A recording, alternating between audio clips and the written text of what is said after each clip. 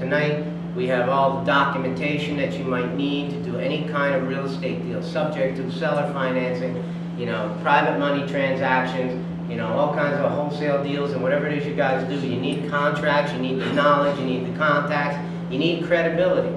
You know, so a lot of people get into this business and they try raising private money right away, and that's kind of a thing I would say. You need to learn this business for a couple of years. You need to actually do the right kind of real estate deals, and then when you're ready, you get into raising the private money. It takes a little while to be able to do this, but whether you're new or experienced, you know, this is the kind of stuff you have to be able to do if you want to advance your career any further.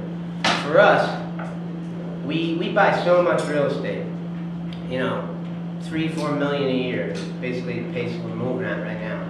And when you're moving at that kind of pace, you know, and this is stuff that I'm talking about, we're buying this for ourselves. I'm not talking about properties that I'm buying and selling as a realtor or somebody else. I'm talking about stuff I'm buying and keeping for myself.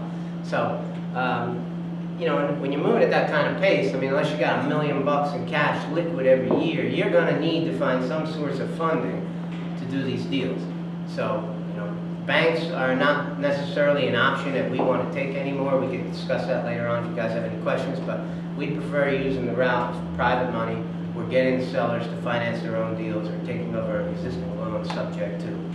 So credibility is important. You're going to gain that by being in this business, by coming to meetings like this, by associating yourself with individuals who, you know, are doing this for a living, who can give you, you know, good advice. And you come to a meeting like this and you hear certain words that come out of the speaker's mouths, and then sooner or later, guess what happens? They start coming out of your mouth, and it makes your life a little easier as far as raising private money. You know, writing a book and having a TV show and all that stuff helps me. It makes it easier for me. It's all part of the credibility game. In the beginning, I didn't have that kind of stuff. I just used whatever knowledge I had at the time. But then, as I got in this business longer, you know, one of the main reasons for writing a book was not to sell a book for $20. I like to sell a couple books for $20, and I make a couple $100 every time I go out to speak. But sometimes the real value is somebody in the audience ends up developing a relationship with me and ends up lending me money for a piece of real estate deal. So I'm not focusing on selling a book for $20. I'm focusing on the guy in the corner of the room who lends me $250,000 to buy a house that I want to buy. And I pay him an interest rate return for his money, and I get to own the house. I'm deeded, the house is deeded to me, I own the house. He has a note and a mortgage secured against the house, and I'm paying him an interest rate on it. So, you know, so let's keep moving.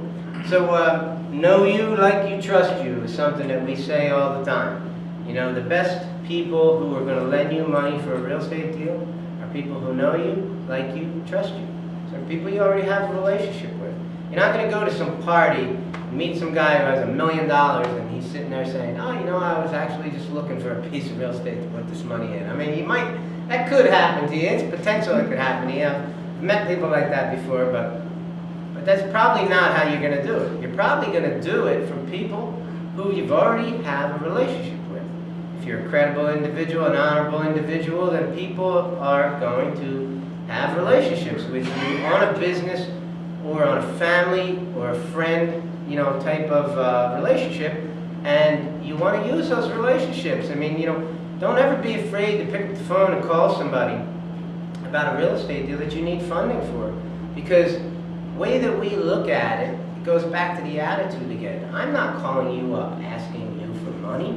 I'm calling you up offering you an opportunity, right? Offering you what I perceive to be an amazing opportunity, and that's going to come through in my attitude and my energy, because they're going to know how I feel about that deal, because I'm going to make sure that I tell them about it. So, you know, it's the people that know you is the easiest places where you're going to find your money. And I always say, you know, you're smack yourself single greatest resource for private lenders. It's right here.